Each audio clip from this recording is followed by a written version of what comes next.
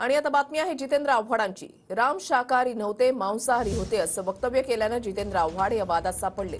रामाचा आदर्श घेऊनच आम्ही मटण खातो असं वक्तव्य आव्हाडांनी केलंय। तर रामायणामध्ये राम लक्ष्मण कंदमुळा खात होते असं शूरपण खारावणाला सांगते। शरद पवारांनी आव्हाडांसारख्या चेल्यांना सांभाळावं असं तुषार भोसले म्हणाले। तर देवी देवतांवरून वाद झालेच नाही पाहिजेत, वाद घालत बसणार की भविष्याचा विचार करणार असा सवाल आदित्य ठाकरे यांनी केलेला आहे।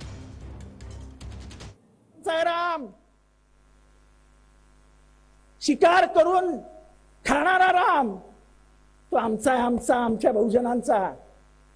तुम्ही जिथे आम्हाला सगळे शाकाहारी बनवायला जातात तिथे आम्ही रामाचा आदर्श पाळतो आणि आम्ही मटण खातो। हा रामाचा आदर्श, राम हा शाकाहारी नव्हता, तो मांसाहारी होता। 14 वर्ष जंगलात राहणारा माणूस कुठे जाणार ते शाकाहारी शोधायला?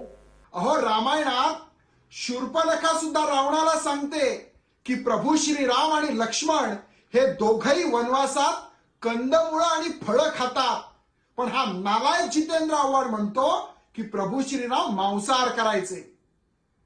अरे, तुमच्या दीड दमडीच्या राजकारणासाठी आणि मूल्यांच्या दाढ्या कुरवाळण्यासाठी तुम्ही कुठल्या थराला जाताय? सगळ्यांची अस्मिता असलेल्या प्रभू श्रीरामांना तरी किमान यातनं सोडा।